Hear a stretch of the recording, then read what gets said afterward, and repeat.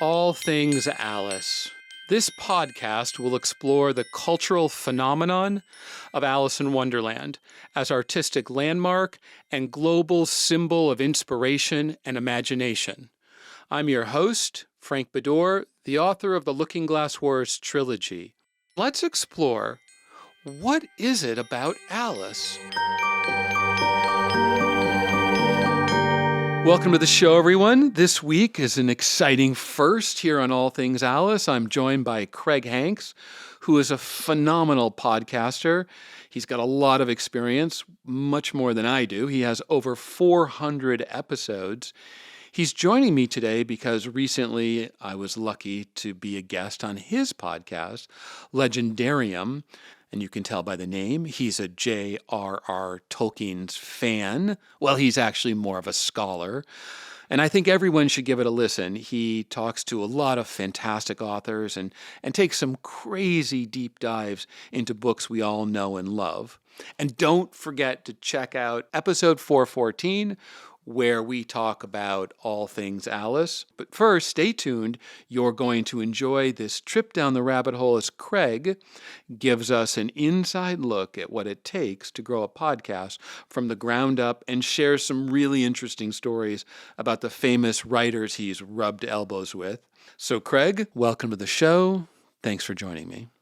Frank, how are you? I'm doing well. I'm doing Good. really well. Thanks for doing this. Of course, yeah. It's nice to see you again. Yeah, same. How's it been going with your podcast? Oh, it's been going great. Let's see. Started a brand new series with, the series isn't new, but our podcast series is new. Discussing Matt Stover, The Act of Cain. Oh, okay. Okay, great. Have you ever read it? I haven't. Oh, it is. Well, it's dark. It's kind of one of those 90s grim darks, you know, that they get pretty intense. So that's fun. And then I'm also getting on Thursday, I have an interview with Tom Shippey, one of the world's foremost Beowulf and Tolkien scholars. Wow. So I'm really looking forward to that. Like he's been important to me since I was 17, 16. So yeah, it's pretty cool. I'm excited about talking to you about that stuff.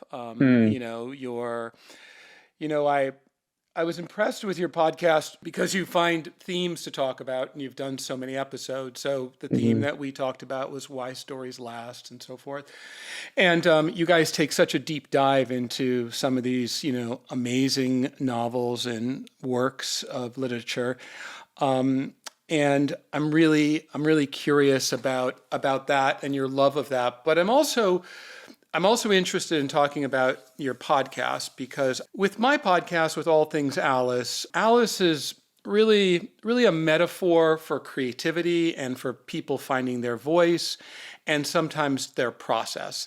Often I talk to folks that have something that they've created directly related to Alice, and sometimes people don't have that much of a Alice influence in their creativity, but they reference pop culture and things they love. Sure. So I would like to talk to you about the creativity and the inspiration and this execution that's been going on for many, many years with your podcast.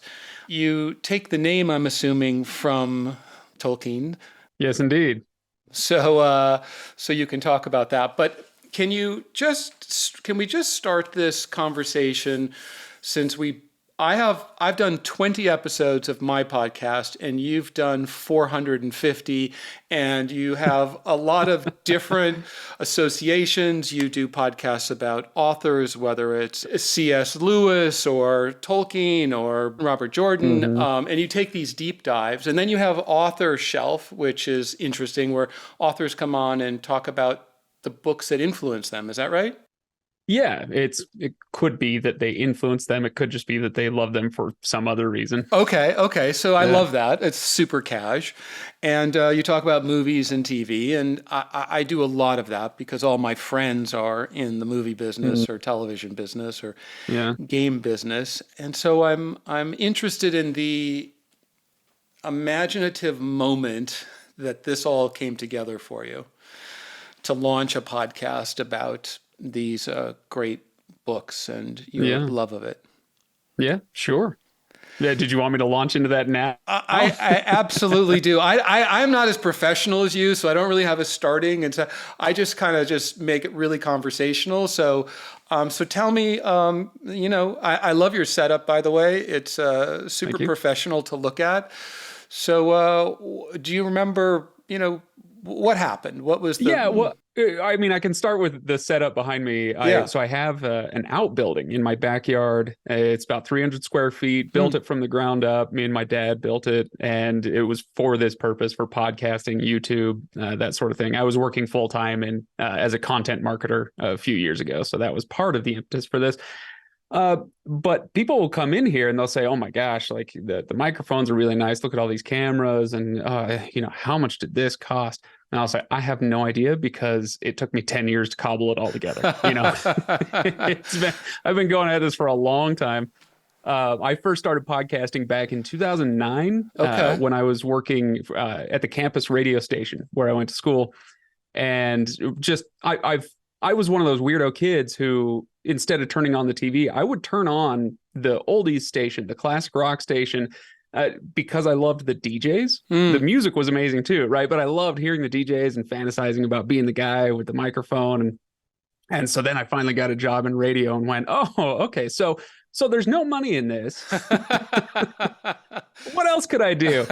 So I started podcasting on the side while I was still in school, and nothing really took off for a few years. And it wasn't until we started the Legendarium back in 2014 that things started to crystallize. And I had moved back to my hometown, rekindled my friendship with my best friend from elementary school. I mean, we've known each other for a long time, and we're brainstorming ideas.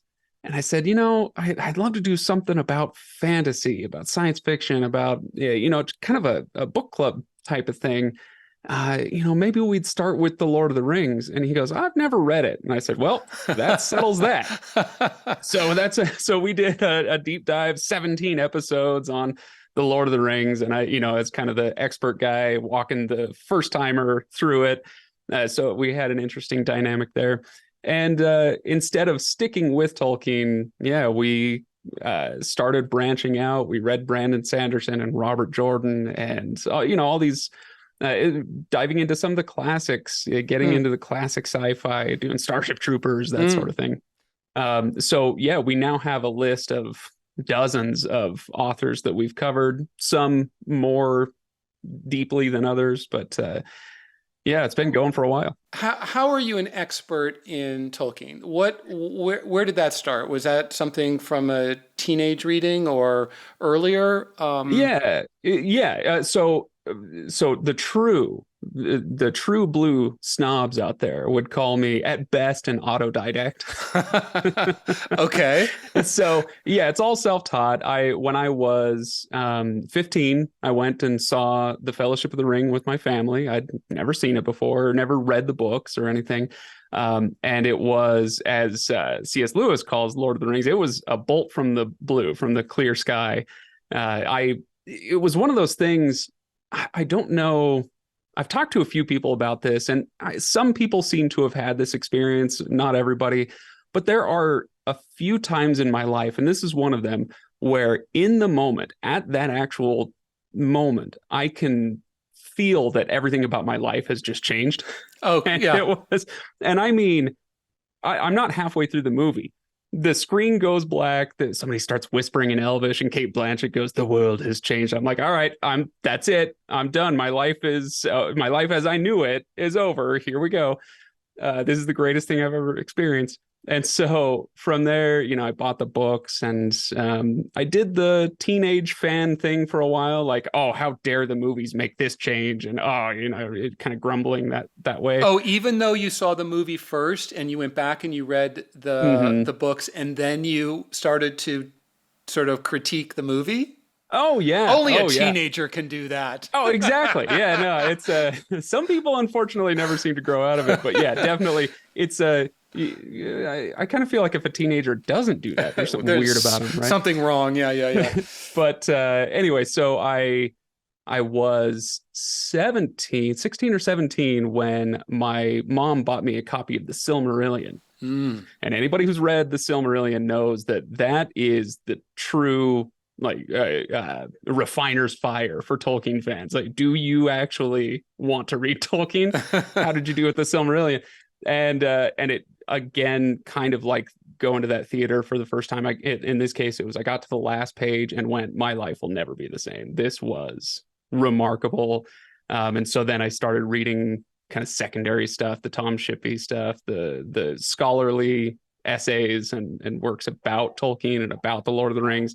So that's kind of where that came from. So I've been doing that for 20 years now. I want to go back to between 2009 and 2014 because, I've had folks come on and after a podcast, they're real creative and they're thinking about doing something, whether it's a podcast or doing something on YouTube or doing, masterclass with writing and teaching and things like that. But there's a lot of, I even notice in the 20 episodes I've done, it's like, okay, I need to refine this. I need to think about this in a more, critical way.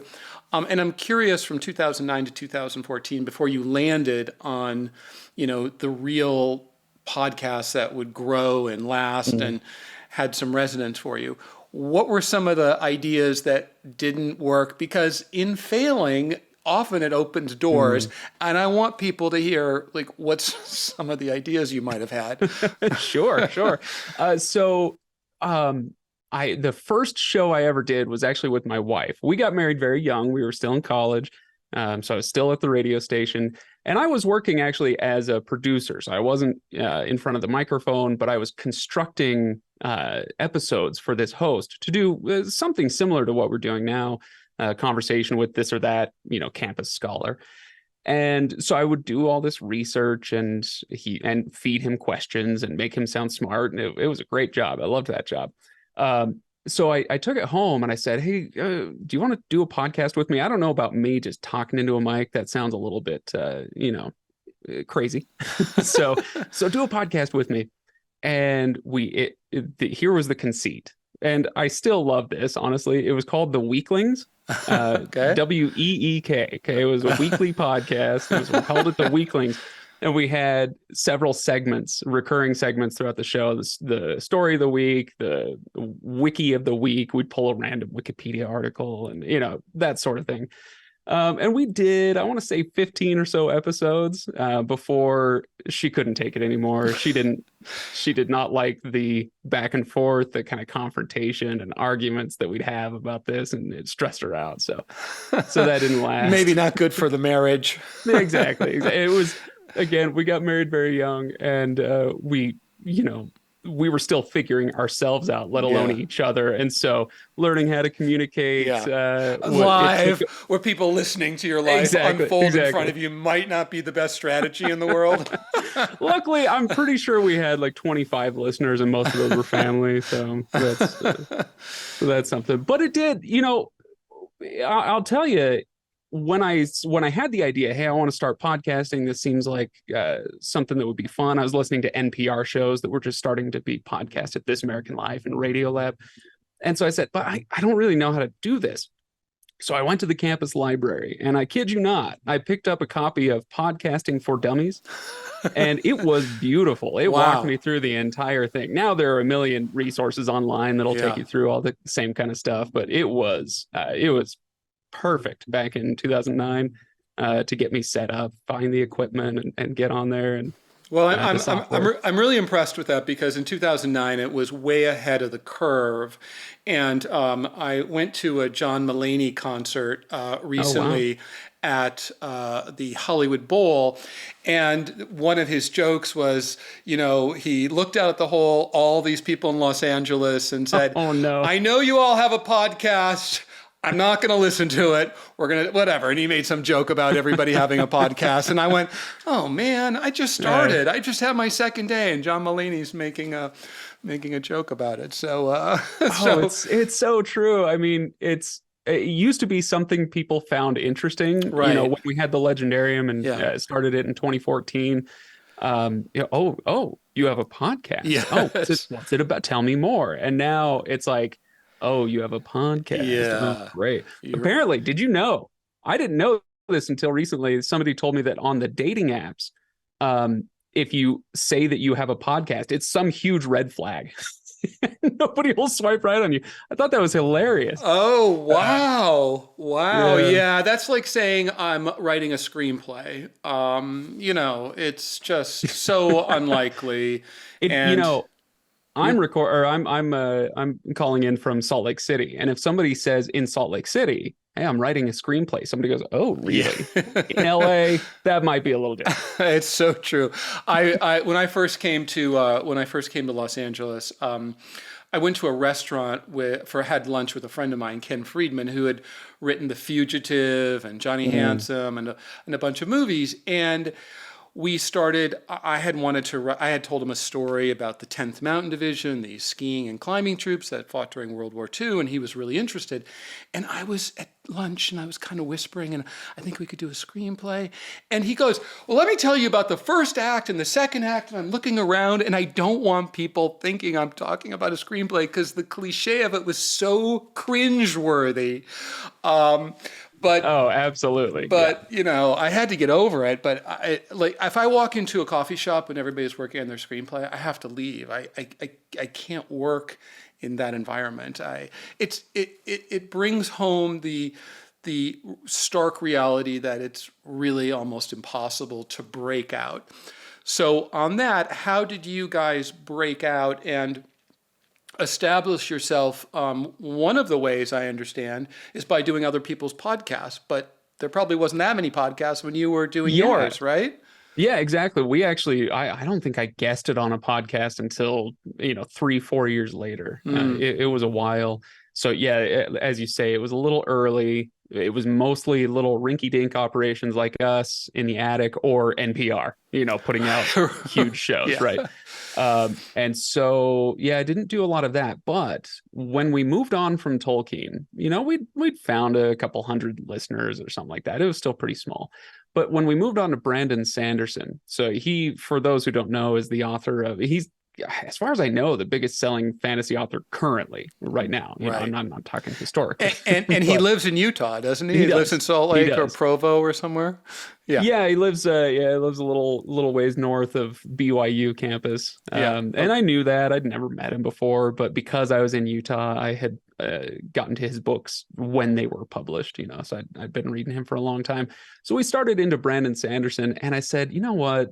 Nobody's listening to this because nobody knows it exists. And so I did the shameless self-promotion thing, got on Reddit, and told all the Brandon Sanderson fans, hey, we're doing this. And that is kind of what blew it up. I think Wow. people were, at the time, I think it was 2015, or maybe, yeah, I think it was still 2014, actually. But people were starved for content like this. They loved it. They loved having the discussions on Reddit.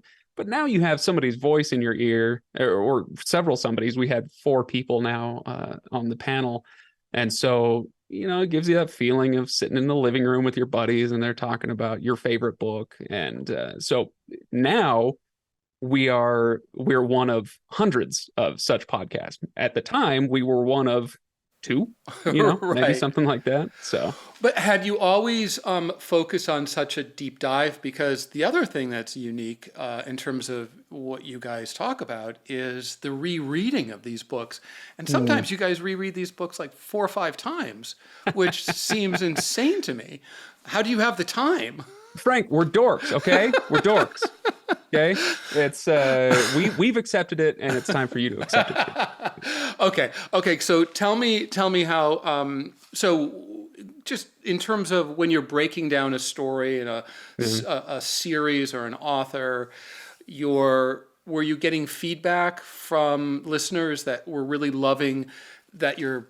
Tell me how they were Yeah. giving you the information that let you expand your understanding of what was working with your podcast.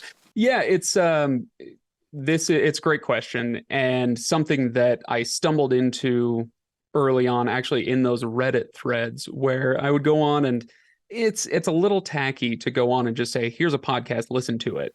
Even at the time, that was a little too self-promotional. And so what I would do is say, hey, we're going to record a podcast about X book. What are your observations, questions? What do you want us to talk about as we have this discussion? And so people would get engaged before the show came out. Then we put it out, and they get to hear us, ask their question. This one comes from, Lightning Tiger 77 at whatever yahoo.com, and right. and they get a thrill from that. And we still kind of carry this through today. But I think that was one of the things that helped build that core audience, was that participation. And it's not, when you do it right, it's not a gimmick. We're not doing it for the self-promotion. Yeah. It makes for much better conversations, much better episodes when you're engaging with the audience. Yeah, right? I mean, it's a give and take. It's an interaction. It's just what you're doing. It's having a conversation. It's just not in person. So yeah, so that would help us to have individual episodes, but also it got people used to the idea that, hey, these guys will actually respond, and so they would suggest books for us. And for the most part, it wasn't a popularity contest. We weren't tallying up, okay, this many people want us to read Patrick Rothfuss. It was more along the lines of, you know what, I've heard that name come up so many times that I think we need to put it on our list, and we'll get to it at some point. So, we've never chased the next big thing. In fact, kind of going back to your earlier question about the rereading and whatnot that I accidentally brushed aside, my apologies. But there are, I think, generally speaking, there are two different types of readers: those who love to read widely and those who love to read deeply. And I've always been a deeper reader.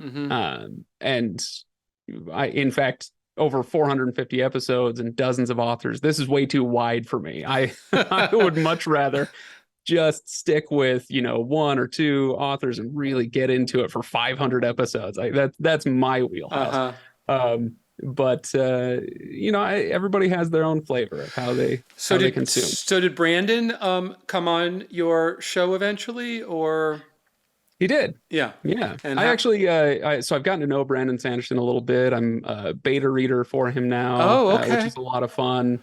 And which didn't even come through the podcast, at least not primarily. But anyway, he was our first Author's Shelf episode. So we mentioned the Author's Shelf earlier. That's where an author pulls something off of their shelf that's not theirs. And I got this idea because I was at a signing of his. And he asked, I was asking for his help doing a little audio hit. I just wanted him to say into a tape recorder or audio recorder, "Hi, this is Brandon Sanderson, author of Mistborn. Welcome to the Legendarium." That's all I wanted. So I go to this signing and I ask his assistant, "Can I get him to do this?" And the assistant says, "Yeah, he'll do it, but you have to wait till the end of the signing." I said, "Okay, no problem." So I stood there with his team, kind of chatting, yucking it up for 4 hours, about 10 feet away from his table, while he signed books over and over and over again. And as I was sitting there, kind of listening with one ear to the conversations he was having, I noticed that he had maybe 10, 12 questions the whole time. He just got them dozens of times each. And he was such a pro. He handled it great. He answered everybody with the same level of enthusiasm, and it was wonderful. But I also had the thought, like, if I ever had him on my show, I don't think I'd have anything interesting to ask him. He's heard it all. He's had these questions 1,000 times. And so when I finally got him in front of the recorder and got the little audio hit, I said, "Hey, Brandon, we'd love to have you on the show." And he got that look in his face, like, "Oh no, how do I say no to this? I don't want to do some chumps podcast." And I said, "I'd love to have you on the show, but hang on, I want to have you on to talk about something that's not you and something that's not your books." And he goes, "Oh, tell me more." So he had just written maybe the year before, he had written an obituary for Terry Pratchett, who had recently passed away. Sure. I think I read that. Yeah, that was amazing. Yeah. So I said, "You're a huge fan of Pratchett. We'd love to have you on to talk Pratchett." So that's where the Author's Shelf started. I was just trying to get a different way to talk to authors and get to know them because we've all read the books and we all know their biography, but how do they think about other books? Yeah, and I'm always curious, and I'll ask you, what was the first book that your folks might have given you, or you found at the library, or a friend that Mm. kind of inspired your reading? And before you answer, I'll just tell you I have two young kids, and I was worried about their reading, and I went to a comic book shop, and it was a Star Wars comic that my son sat back in this green leather couch, and I saw him leaning back, falling into the couch, reading really intently. And I said, "Son, we have to go." And he didn't look up.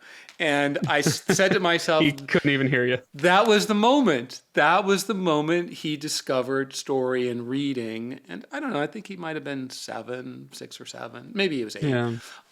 So I'm curious if you have a similar memory of. Well, I'll tell you, I have two kids as well, and I also have a love-hate relationship with the Dave Pilkey books, the Captain Underpants and the Oh, Dog come Man. on. Those are 'Cause I- awesome. What are you talking about? What's to hate about those? I do not like reading them with my kids, but I love that they love reading them. So anyway, no, when I was a kid, I would have been, when I was that age, six, Yeah, 7, yeah. 8 years old, I read all the Goosebumps books and the Uh-huh. Hardy Boys and all Me that too. stuff. Yeah. And that was great fun. I still like Encyclopedia Brown holds a special place in my heart, that sort of thing. But then when I turned 9 years old, it wasn't on my birthday, but it was very shortly after. My mom comes to me. I still can't believe she did this, honestly.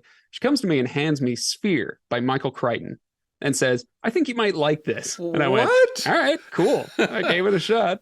So I read Sphere and loved it. And then I got a copy from her of The Sword of Shannara, Terry Brooks, 1977 book. So this would have been back in the 90s when I was reading it, but pretty classic. But she was Tolkien feeding you, ripoff. but she was feeding you all sorts of different things, right? I She, mean, because that's fantasy and that's, adventure or like tech. And so, yeah, those were the only two that my parents ever actually gave me to read okay. and said, "Here, you need to read this." But Okay. what they did was they filled their bookshelves with all sorts of interesting looking spines, which is what this is the great thing about sci-fi and fantasy is love them or hate them, the covers are interesting. Yeah. And, that's really important. Boy, did I find out how important that is. Oh yeah, yeah. With yours, yeah. So yeah, tell me more. Well, it's just at Comic Cons, from across the hall, and there's so many distractions for people, and a piece of artwork can get a kid's attention, and then you can just see. I could see them coming, beelining right, and I go, "It's going to be that card soldier right up there," and they go, "What are those things? What are those knights?" I go, "They're card soldiers." Well, why are they? What are they, a game, or what are they from? I go, "Oh, they're part of this book series." So it became abundantly clear why having great art and great covers and fantasy and sci-fi do it better than anybody. And titling as well. Titling. This is why authors don't always get to choose their titles. Just like somebody who writes online, it's often the editor who goes, "No, we're going with this one." Not always, but often. When I was 14, I think, my friend tried to hand me a copy of The Lord of the Rings. He said, "Here, read this. You'll love it." And I looked at it. I hated the cover, and I read the title. I said, "The Lord of the Rings. That's the stupidest title I've ever heard in my life. I'm not touching this. And you keep your stupid book." Wow. Yeah, That's so you never know. interesting. Yeah. Little did you know. So then what motivated you? What was the moment that you ended up reading it? It was that first peek at Peter Jackson's trilogy. Oh yeah. Yeah. And did you put those two things together though? I remember that book, Not My Friend, and there's a movie, and why would I want to? Yeah. Yep. I don't know why that particular story stuck in my head. Maybe because I was kind of I don't know what the language rating on this podcast is, but I was a jerk. I was being kind of a jerk to him. And so I think it stuck in my head. So I remembered that a year or two later. But when I was a little younger, 12, 13, I read The Hobbit for a book report in junior high school. And and I enjoyed it, but I had no idea that this guy had written anything else. And so, yeah, sure, I read this thing about a hobbit. And it was when I was in the theater watching The Fellowship of the Ring, still in the prologue. I'm a smitten kitten at this point. And we get to the scene where Bilbo finds the ring and Gollum's screaming at him. And I'm so confused because this is opening weekend for the movie. And I'm going, I've seen this. And it was killing me because I have seen this before, but that's impossible. And it took me 4 or 5 minutes before it finally, all these things clicked into place. Yeah. Oh, yeah, that's that one book I read in the 8th grade. Right. And then, oh, no, I told my friend I would never read this series. Oh, gosh, what an idiot. It all kind of came crashing down. Well, that was one of the kind of great openings for a movie in terms of, laying out the story and the backstory and the narration and the battles. And they did it with so much grace and economy, and then you land right in a character, but you have context and it's dramatic. So I remember that opening really well and being blown away. Not as much as, for me, it was the same reaction that you had with Star Wars, which was a lot of people's reaction, remembering the theater, remembering the vibe, remembering everybody walking out and like, wow, something just transformative has happened. It's an underappreciated, I'm not saying not appreciated, but it's underappreciated, I think, by fans of this or that story, that when you come to it matters so much. It matters as much as who you are and what it is. Yeah. When do you come to it? And not just at what age, but what day do you come across this thing? What mood are you in? How excited are you? How depressed are you? Whatever. And so you have people get really upset sometimes.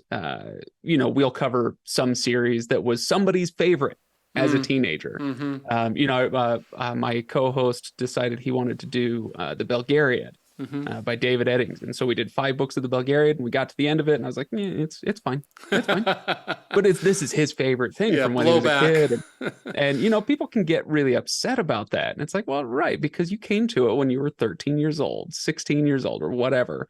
They say the golden age for science fiction is 15, and so when you come to these things, it really makes a big difference. Well, it certainly was true for me with Alice in Wonderland, because I came to Alice when I was 10. My grandmother's name was Alice. It was my mother's favorite book. And they handed this book to me, and I looked at the cover and said, there's no way. And they're going, you're reading this? We want you to tell us about this. And the Lord of the Rings? Come on. Yes, exactly the same thing. Come on, Mom. She got a blue dress. She goes, what? Down a rabbit hole? This is going to be terrible. And of course, I hated it. So I told her later in life that when I started writing The Looking Glass Wars, this was my revenge for her forcing me to read that book, and it wasn't until college that I reread it and that I really appreciated it and found my way into now all things Alice. So our lives with these two different books are somewhat parallel. I wish there had been a good Alice in Wonderland movie, but the thing about Alice in Wonderland is that it's so unlike Lord of the Rings, which is the gold standard for the reluctant hero story, the quest story. And Alice is on a bit of a quest, but it's also random and episodic, and so unlike Lord of the Rings, it was a struggle to find a structure to tell that story, certainly as a movie, with the exception of what Disney did. And of course, Tim Burton found his way, and he brought his fantastical vision to it. But Lord of the Rings, I mean, it's really defined the reluctant hero story. Yeah, it's defined a lot about modern fantasy. It has, yeah. But people, I shouldn't say people, some people do have a tendency, especially when they're younger, to think that fantasy started with Tolkien in 1938. No, it didn't. Fantasy was going on for a long time. It just had a different form, It wasn't, as you say, it wasn't structured the same way. So you had people like Frank Baum or McDonald or whoever, writing fantastical things. It just had a different flavor and a different purpose. And Lewis Carroll. I mean, Wonderland has now been defined as a magical place. So there's Winter Wonderland, and Middle Earth is also equally recognizable as a fantasy, realm that in some ways can feel very real and is often referenced in culture these days, which I find really really interesting. But I was a big Frank Baum fan because I think all authors named Frank are excellent. Clearly, Dune, Frank Herbert. It's a club, right? It's a club. It's Frank Miller's not bad with Sin. So anyway, he's all right. He's whatever. Yeah, Frank whatever. Miller, he's fine. So I think there's been a lot of fantasy, but this has really redefined it, and then with Game of Thrones that came along, and I'm curious. It seems like there's actually let me riff on that for just a moment, if you will. Yes, hold your question. I don't want you to forget it, but this is something that Tolkien did usher in. As far as what he gave the fantasy genre, there are definitely many things, right? But one of them is a grounding in reality, where when you're reading Alice in Wonderland, and it's been long enough that please don't quiz me. But when you fall down that rabbit hole, or when you go to the magical land of Oz, all bets are off. You have no idea what's up or down, left or right. Everything is, as you say, kind of randomized almost. It's a fever dream. Mm-hmm. Whereas when you get to Tolkien, he bases it on some imagined prehistory of our world. So when I lived for a couple of years in northern France, I'm amid these rolling hills with the corn and the seeds and these yellow flowers and green hills and all, and I am in the Shire, man. I am right there. It is exactly as he described it.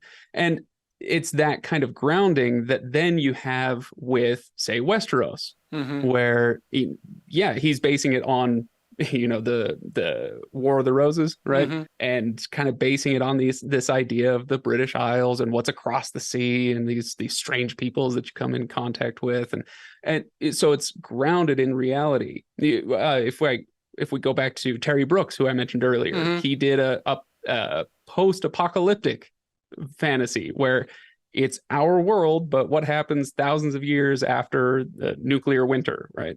So it's something that Tolkien did kind of usher in. Is this? It's not necessarily a need, but it's definitely a trope to make it our world, but fantastical. Yeah, I mean that trope has been so successful.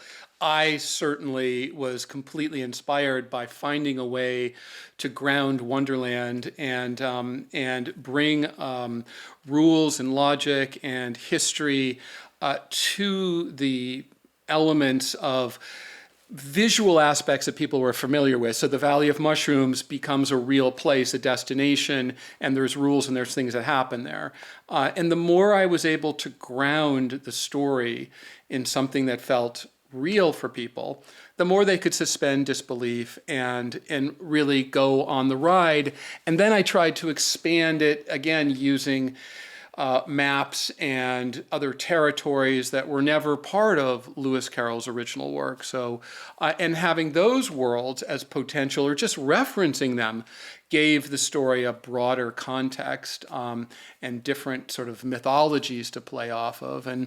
And so, I think that's part of one of those tropes. I mean, falling down a rabbit hole, having a portal is a trope from C.S. Lewis, but this kind of, the palace intrigue.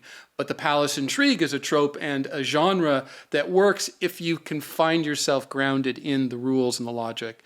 And so I love that about his books. I mean, he just went so deep and spent so much time. And I often look at the things I've created that I haven't even used. I'm like, wow, I've been really inspired by this guy. I just wish I had more of his talent. Well, it's partly talent. Obviously, he's a special creature in the way his mind works, but also time. People forget he was writing The Lord of the Rings for 15, 17 years. It took him a long time to just write the book. I mean, it took him his whole life to construct the mythology around it. So, Yeah, so it's a lot of time. that's true. I mean, I've been working on the Looking Glass Wars since 2000, and it took me 4 years. It took me 4 years to write the first book because I kept making so many mistakes. I kept Yeah. writing myself in corners and going, "Well, that doesn't work. That's gonna now I have Mm, to deconstruct the whole thing." So, I'm always I do get interested in people's experience with their parents and how their parents influenced and shaped them. Recently, I had Tom Schulman, who wrote Dead Poets Society, on the mm, show, and he was telling a fascinating story about his dad, who was a doctor, and Tom was pre med, and his dad just said, "Why do you want to be a doctor?" Like, he goes, "Well, Dad, you seem to really enjoy it. You're great at it." He goes, "Yeah, I like it, but there's a lot of parts I don't like about it. You should think about it." And that opening, that acceptance that I don't have to follow my dad, opened him up to writing and going to USC and doing what he's doing. And I'm curious, when you have this much love for literature and pop culture and movies, and finding a way to make a career out of that is really unusual and not often encouraged in society. So sure. tell me how you navigated, or what your folks had to say, or anybody else, a mentor who might have influenced you. Yeah, well, I will say this, as delighted as I am with a decade of relative success with the Legendarium, this is not my full-time job. This is Right. still largely a labor of love. Mm-hmm. Make a little money off of it, but Mm-hmm. not much to speak of. Um, anyway, but going back to your actual question, as far as my parents, I had a couple of advantages in this regard. Number one, they were accepting of whatever path we might want to take, and that was never really a question. There was never a, hey, you need to do this, you should go Mm-hmm. into pre-law was kind of the track that it looked like I was on. I was never on it, but from the outside that's what it would have looked like. So you'd be a lawyer, be a doctor, be whatever. Nobody ever said that to me in my house. So that was advantage number one. And then advantage number two is actually that I'm a middle child. So I've Okay. got two older brothers and a younger sister. And all the middle children out there, show me your hands, who got largely forgotten in the mix, right? This is the middle Yes. child Yeah. thing. And so, I didn't have that push that I think maybe some kids might have had. Mm. Oh, you need to do this. I'm going to help you direct your life. Mm. I just never had that. So Okay. in this regard, like I said, a therapist out there, I'm sure would have a lot to say about this. But as far as this conversation goes, it was quite an advantage because it did let me cultivate just the stuff that I loved and not only what I thought I had to do. Does that make Okay. sense? Yeah. Yeah. No, Yeah. absolutely. And then I wanted to ask, why no Alice in Wonderland on your podcast? Uh, you know, it's one of those things that should we do it? Yeah, absolutely. Will we do it? Yeah, probably one day. It just the TBR, as they say, the to be read pile, it grows apace.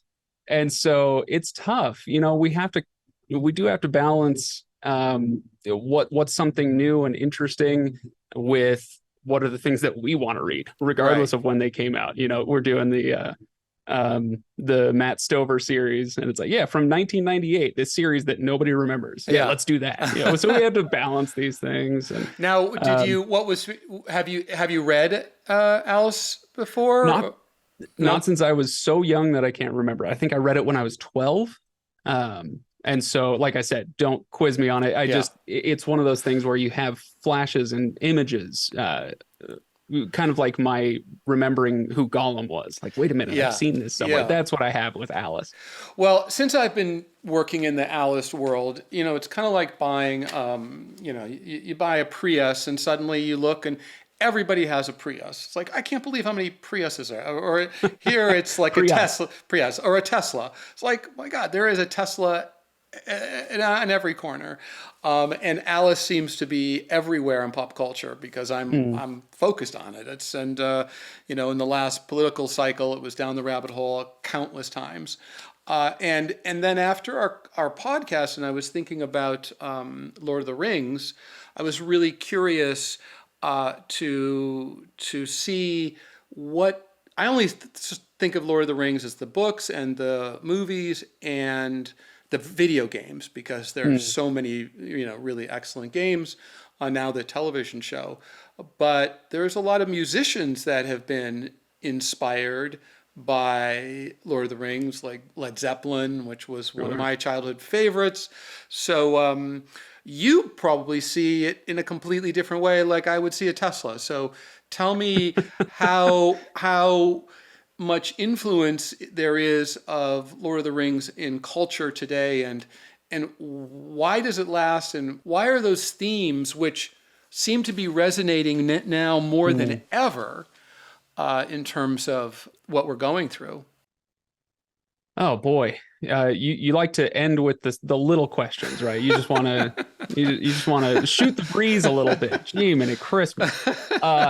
Okay, so as far as what we see around us, the Lord of the Rings has become, especially after the movies, but even before that, I think, especially after the Peter Jackson trilogy, it's the water we swim in, and we fish don't know we're wet, right? And so we see stuff, and we maybe it's so familiar that we don't remark on it, or maybe it's we remark on it, but oh hey, there's this old trope of the wayfaring traveler stopping by an inn, or the ring wraiths, one of Tolkien's most original contributions to the genre. This idea of the twisted evil that used to be human and now serves the Dark One, and like this is a super super common storytelling device now.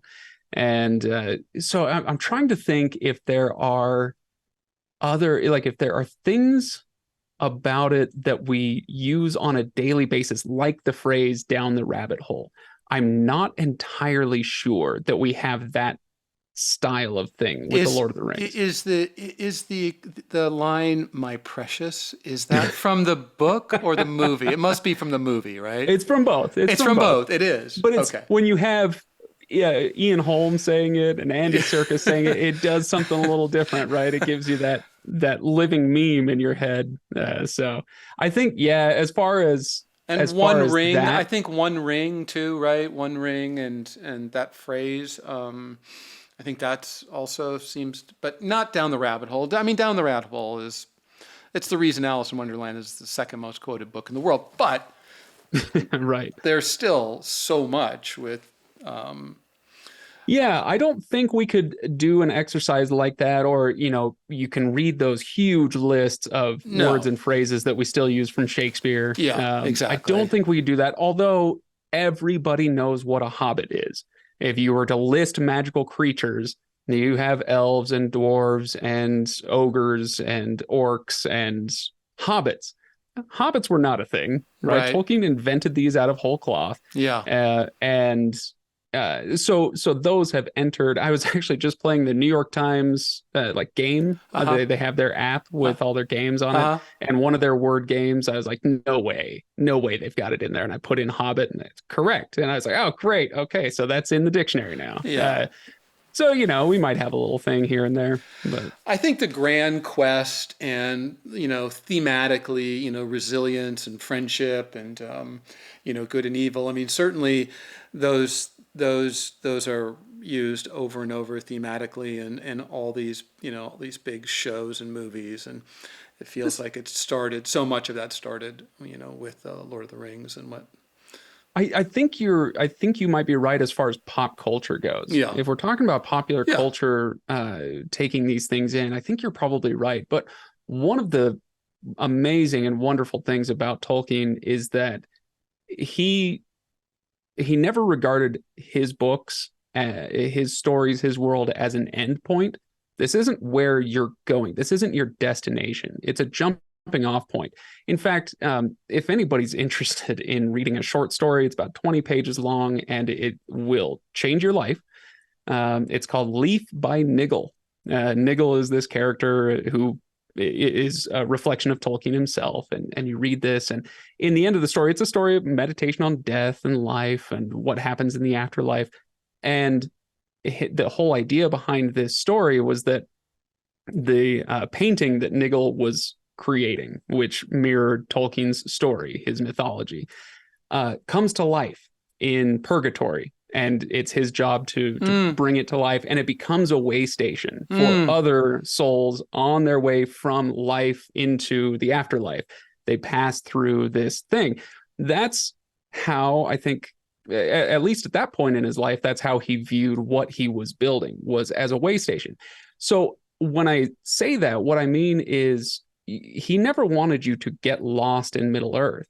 He wanted you to use it to be inspired to go back to the real world and think about things differently. So when a reader comes to the Lord of the Rings with a certain type of mindset and a certain thirst for knowledge, for curiosity, you get out of Middle Earth and go, where did that come from? And if you just scratch the surface a little bit, you go, oh, maybe I should read Beowulf. Maybe I should go read the Icelandic Eddas. Maybe I should read the Kalevala from Finland and, get into these German fairy tales and all this stuff. And it sends you, if you'll excuse me, down a rabbit hole. Thank you for that. You're welcome. It sends you off on an adventure to all these other things that are part of our world. You're not stuck in Middle Earth. It's a way station. It directs you elsewhere. My favorite secondary writer on Middle Earth is Tom Shippey. And the thing I hold most dear from my experience reading Tom Shippey, he wrote Author of the Century, The Road to Middle Earth, these kind of intellectual treatises on Middle Earth and Tolkien. What I appreciated about that was that he gave me end notes. He gave me suggestions of, hey, if this is interesting, you need to go read this. And so I did. And it's that somebody who can crystallize ideas like what you're talking about. Where did this reluctant hero come from? Tolkien didn't invent that. Where did the idea of courage in our stories come from? He didn't invent that. He just gave it to us and said, if you want to learn more about this, I based these Rohirrim on the Old English. Go read Beowulf. You'll learn all about it. Love that sort of thing. Which is great. I mean, it's a handing down of stories, and I think that's so important, and in getting lost a little bit with what we have in social media. I was listening to somebody talk about social media and one's life, and he had a graph, and it was every month of your life if you're 18 to 90, and that's just if optimally you live to 90. And he was showing that this many months you'll sleep, this many you eat, this many you work, and if you stay on social media, this is how much time you would have wasted on social media. But then more importantly, he goes back to the difference between now is social media is a 15-second interaction. Back when we were reading books, you had to focus, and you would sink into a world, and you would go on an adventure, and you'd have to absorb so much of this world to contextualize your enjoyment of it, how you think about the world, how you start to interact in the world. And I fear that we lose some of that. So hearing what you're talking about in terms of these books being a way station, which is a great way of contextualizing that, to find your way into other stories and other authors and other experiences. So that's excellent, and thank you for sharing that. And that short story that you're talking about, I'm going to read it because I published a book a friend of mine wrote called Static, and in Static, it's a murder mystery, a high school murder mystery, and it's a brother-sister story. And the brother dies, and he ends up in a place that's called the Aftermart, which is a way station between our world and wherever you believe you're going to go. But it's about items that have something important that is unresolved, and that item, you have to find it, you have to resolve that thing before you can go on. And it's a story that goes back and forth between Aftermart and our world. And so when you talked about that way station, it's the same. It goes both ways. It's a communication. This author who's started writing, Lewis Carroll started writing in 1856, I think, Alice in Wonderland, and I know Tolkien started in 1913, right? Starting something like that. His books. 1917, I think, in the trenches. And so, these folks been in the trenches a long time, and still here we are talking about them. So I only hope that people are still talking about your podcast in I have no such grand ambitions, Frank. This is oh, come on. We can aspire. Let's inspire. That's one of the most wonderful and infuriating things about the internet is that it's simultaneously forever and utterly fleeting, right? And so when I'm finally done with this podcast, I'll take all of the audio files and put them on, a thumb drive or something and save them for posterity. And then they'll look at the thumb drive and go, how the heck am I supposed to read this? But yeah, this is, I as I say, I have no such grand ambitions, but I do love, even if it is fleeting, I do love the idea of helping other people love the books that they love. There's something about sharing it with others, whether I'm the one talking into the microphone with my friends in the studio here, or if you're the one listening on your headphones, there's something about experiencing it with other people and hearing other perspectives that can really solidify what you love.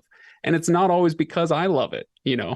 I haven't loved everything that we've read, but my saying, I've got this problem with it, that'll get somebody's hackles up and say, no, I do love it for this reason. And how dare you? And I think that's great. Yeah, I think that's, having a discourse over it and sharing. And there's so many great books, and folks need to know what, I've learned a lot in this podcast about various writers, writers that I've seen their books at Comic-Con, like Patrick's book. I remember thinking, oh my God, who wrote that? Look at these books. I mean, there are thousands of pages of novel after novel, and then I think he was sitting in a booth next to me signing, and he was very engaging with his fans, and they were just lining up and and attracting other fans, which is what I love about Comic-Con. And by the way, you must know this, they have a great one in Salt Lake City, because I used to think it was for comic books, but they love all things to do with pop culture, but they particularly love novels. Yeah, it continues to be a thing. It's a thing. And I remember in the beginning when I went to Comic-Con, I was telling my publisher, Penguin, I go, do you know that I sell more novels at Comic-Con than comic books? You guys should have a booth here. You guys should be promoting your authors at Comic-Con. They took my advice. Good. Yeah, so, it's remarkable. And when you go down Artist Alley, most Comic-Cons have an Artist Alley. Absolutely. The stuff that you see there is often, there's going to be a lot of anime stuff, a lot of comic book stuff, but a lot of fan art based on their favorite books, and it sells like freaking hotcakes. Yeah, it's terrific. So before we end, so tell me the book that you started with. You said you had a new podcast. I hadn't read the book. So tell me the name. Sure. Yeah, it's Matthew Stover. Okay. The first book is called Heroes Die, and I urge everyone listening to go Google that, or Google Heroes Die, and check out the cover. It is, without a doubt, the worst cover I have ever seen in my life. This was like the nadir of all, fantasy at that time, in the mid to late 90s. The covers were generally very, very bad. and this one takes the cake. It's just awful. But within it is a remarkable book. And he wrote a 4-book series, and the 4 books are of varying lengths. He uses different tone and style.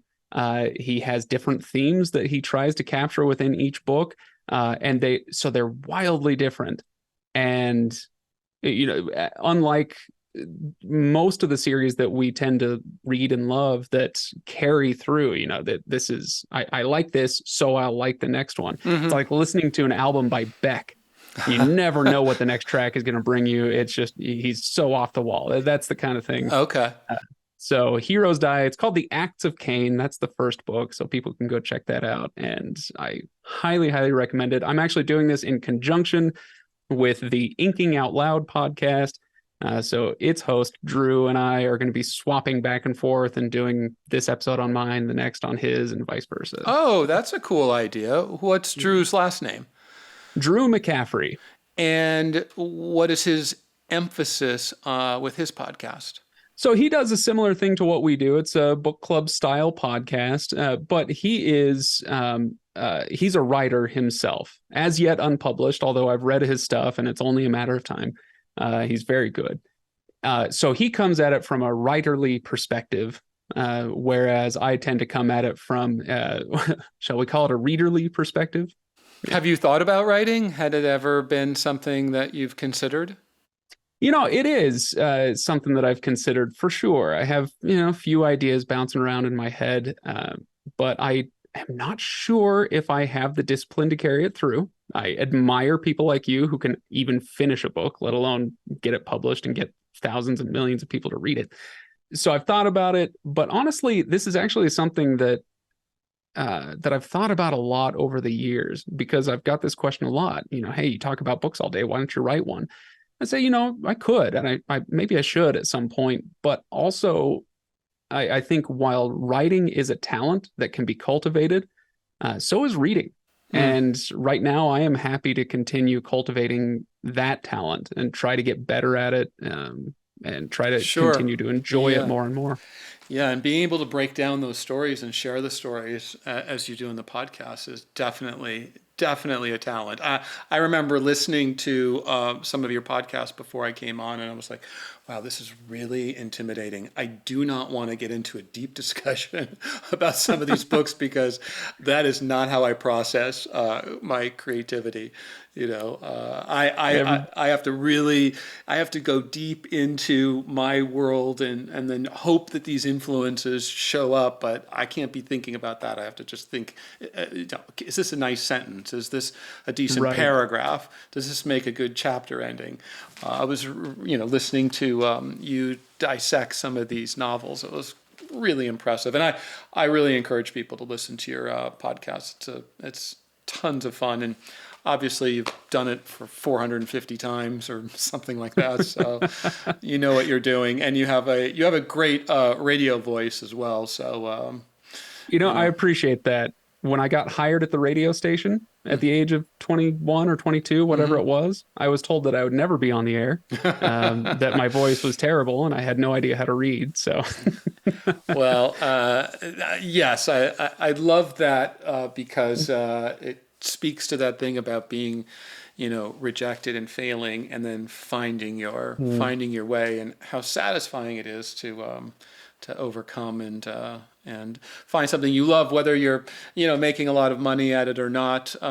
It's all about process, and process is life. And I'll leave people with this, if you don't mind. Sure. The thing that I love about the Legendarium, and the reason why I keep doing it, there's lots of reasons. I love doing it on its own terms, but no, it doesn't make me a lot of money. It pays for itself, so that's great. That's actually more than most podcasts can say, I suppose. But what it does is it opens doors. Right. It lets me meet people like you. It sends me to this or that convention. It provides opportunities. Where I was working in a bank for 4 years. At the beginning of this show, I was working in banking. It was one of my customers who came in, and she and I got to talking. I said, you should come on my show. So she came on the show, that's how I got a job in marketing and how I ended up doing other podcast projects and YouTube channels. And it's those doors that open. If you do what you love, Yeah. it may not make you rich, but it can open doors for you and lead you to meet people. And you don't just count the dollar bills. Yeah. Yeah. I It's love, about more than that. I really love that story. And, it is following your passion and trusting that those doors will open and doing the work and starting. So, with your podcast, you started it and you had somebody from the bank, on. If you're a writer, it's writing those first couple pages, and you don't have to show them to any. It's just starting and seeing if you keep doing it. And if you keep doing it, then you probably will find your way through it. So, Yeah. well, it's been a real pleasure. And thank you for sharing your love of all things Tolkien, and look forward to maybe catching you at a Comic-Con in the future. Oh, absolutely. Thank you so much for having me, Frank. I really appreciate it. Thanks, bud. Really appreciate Okay. it. All right. All right, have a good one. Later. You too. All See right, ya. bye.